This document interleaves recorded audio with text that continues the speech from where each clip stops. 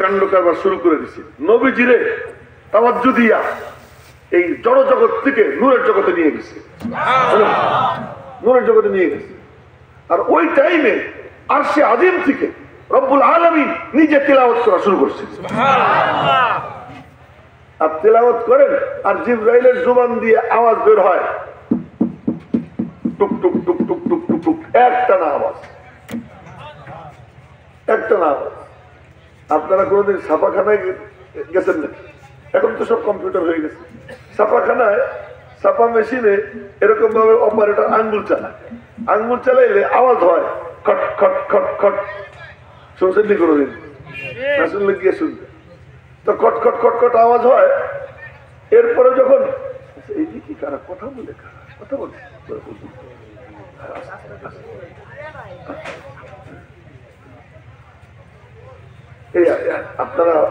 আপনারা কিছু করেন, আপনারা আমার দিকে চাইবেন। এই যে খট খট খট খট আওয়াজ হয়, এরপরে যখন কাগজটা বের করে এখন দেখি কি লেখা, তন্তর আমি শুন না। কি রে, আমি তো শুনলাম খট খট, তুই তো খট খট শুনছিস। প্রত্যেকটা খটে একটা করে অক্ষর হয়েছে, প্রত্যেকটা টুকটুকে একটা করে অক্ষর হয়েছে। জিবরাইল পাশে দাঁড়াই থাকে, একটা না আওয়াজ হয়। সহিহ বুখারী শরীফের হাদিস, একদম প্রথম পৃষ্ঠার হাদিস, একটা না আওয়াজ হয়। নবীজি বলেন জিবরাইল দাঁড়াই থাকে, একটু আমার দিকে দেখেন। তখন ওই যে ঠক ঠক ঠক ঠক এরকম আওয়াজ হয়। নবীজি এমন করতেন, ঠোঁট নাড়াই, ঠোঁট নাড়াই, ঠোঁট যখন নাড়াইতেন আল্লাহ পাক রব্বুল আলামিন ডাক দিচ্ছেন, দোস্ত তুমি ওরকম ঠোঁট নাড়াও কেন? তো কেন নাড়ায় আল্লাহ জানে না, কথা বলে না। তবুও প্রেমের গল্পটা করতে একটু মজা লাগে। প্রেমের গল্প করতে কি মজা লাগে, এদিক চলে আসে।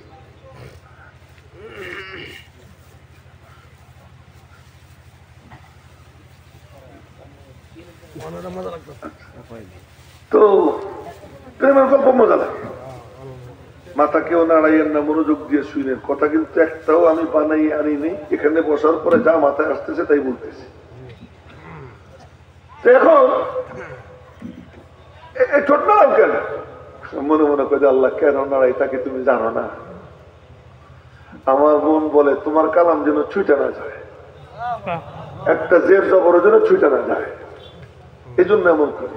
আল্লাহ পাক বলেন তুমি চুপচাপ খালি শুনতে থাকবা, তোমার টেনশন করার দরকার নেই, শোনো পরে দেখো কি হয়, তুমি খালি শোনো। নবীজি বলেন এরপরে আমি চুপচাপ শুনতাম।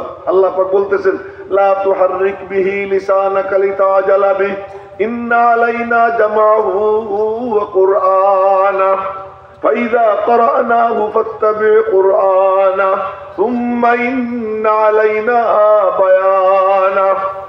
দোস্ত তুমি তোমার জিহ্বা ঠোঁট নাড়াইও না। এই ছেলে, এই ছেলে তুই যদি পাকা একটা যুবক, আমি মনে করছি পিচ্ছি, মাথা নিচের দিকে দিও না, আর একবারও চোখের দিকে রাখ। তো আল্লাহ পাক বলে ঠোঁট নাড়াইও না, জিহ্বা নাড়াইও না, তুমি চুপচাপ শোনো। বলে কখন শুনবো? ফাইদা ক্বরানাহু, যখন আমি আল্লাহ পড়বো। তাহলে কোরআনে কারিম পড়নেওয়ালা কে? আর যে পড়ে তার নাম কি? কারি। তার নাম কি? কারি। হুজুরের উপর শৌখিনটা বেশি নাজিল হইতেছে। হুজুরের স্টেজে নিয়ে আসতে হবে, আর ঘুমাইলে স্টেজে নিয়ে আসবে, আর ঘুমাবেন না। আচ্ছা, যে পড়ে তারা কি বলে? কারি।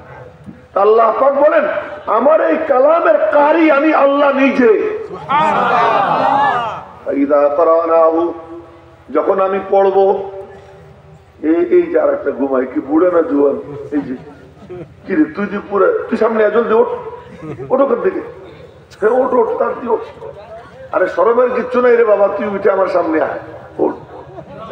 বলো বসে, তাও বসে বসে হাঁটে। আসো তোমরাও কাছে আসো, কাছে আসো। আমি একটা সবক পড়াইতেছি, আমি কিন্তু ওয়াজ করতেছি না। সবক পড়তে হলে মনোযোগ দিয়ে শুনতে হবে। এখন আল্লাহ পাক বলেন ফাইদা ক্বরানাহু, যখন আমি পড়বো, আওয়াজ একটু কমাই, অত আওয়াজ দিলে সুন্দর লাগে না। হ্যাঁ একটু কমাই। আল্লাহ আমার কানে যাতে কম আসে এই ব্যবস্থা কর। ফাইদা করানাহু, যখন আমি পড়বো, ফাত্তাবি কুরআনা, আল্লাহ কেমনে পড়বে ভালো করে বুঝেন। আল্লাহর কোনো আমার মতো আপনার মতো শরীর নেই, আল্লাহ পাকের আমার আপনার মতো কোনো আওয়াজ নেই। আল্লাহ কেমন, আল্লাহর আওয়াজ কেমন। এক কবি বলেন, হেছে কাসদার মুলকে উ আম্বাজ নেয়, কৌলে উরা লাহনে নেয়, আওয়াজ নেয়। এই যুবক তুমি কিন্তু নিচের দিকে তাকাইছে না, আর এই কাম করবা না।